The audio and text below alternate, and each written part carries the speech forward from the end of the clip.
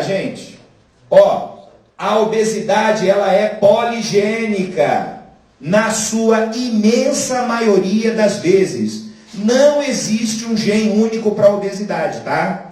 Existem alguns SNPs, algumas mutações, certo? Que estão mais associadas à obesidade. Por exemplo, da leptina e da melanocortina. Nós vimos que a leptina é sacietógena, que a melanocortina é sacietógena. Então, se eu tenho uma alteração no receptor desses sacietógenos, eu vou ter o quê? Mais fome. Eu vou ter o quê? Menor gasto energético. Portanto, o meu fenótipo tende a ser obeso. Certo? Mas isso tem a interação com o ambiente. Não é só isso, não. Tem outras coisas. E gêmeos? Tem a mesma genética. Certo? Será que os dois têm que ser obesos mórbidos, assim? No caso famoso de dois gêmeos que foram ao Gugu Liberato, né? Para fazer cirurgia de redução de estômago. Em gêmeos idênticos, monozigotos, existe uma concordância de 0,7 a 9%. E até 70%. E de dizigotos de 50%. E esses valores não se alteram muito em gêmeos criados por pais separados. Então a genética desempenha um papel importante? É claro que sim. Muito importante. Mas não é só ela. Tem a interação com o ambiente. Esse aqui é 50%. Eu jogar uma moeda para cima. Em dizigotos, né? Aqueles que têm uma carga genética diferente. E mesmo em monozigotos vai de 40% a 70%, dependendo do estudo. Tá bom? Então o que eu faço? A obesidade é um fenótipo complexo, multifatorial, e eu preciso ter medidas antropométricas, bioquímicas, exames de imagem, avaliação de gasto metabólico.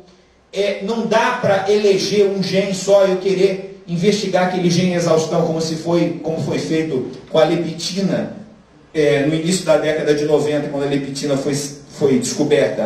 Descobrimos a molécula que cura a obesidade.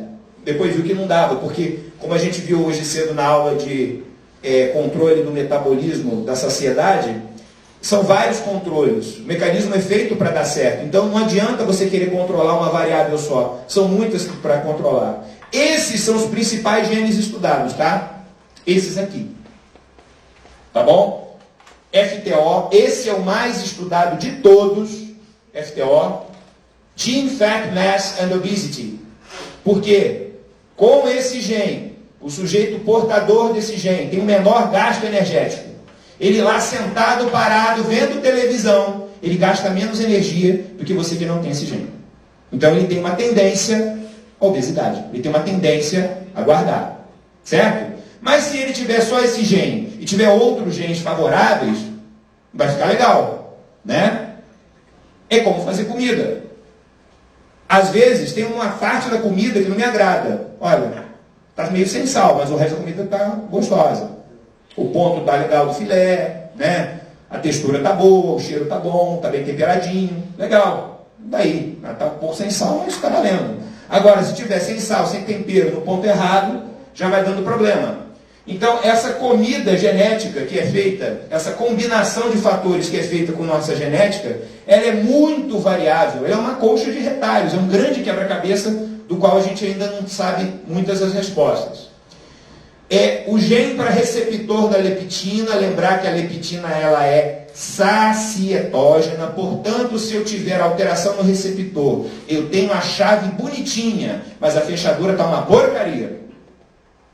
Vou aqui, ó, eu tento abrir aqui e não consigo. Por quê? A fechadura está com defeito. Então eu tenho alteração no receptor. Receptor da melanocortina, que também é o quê? Sacietógena. E do fator derivado de cérebro, do BDNF.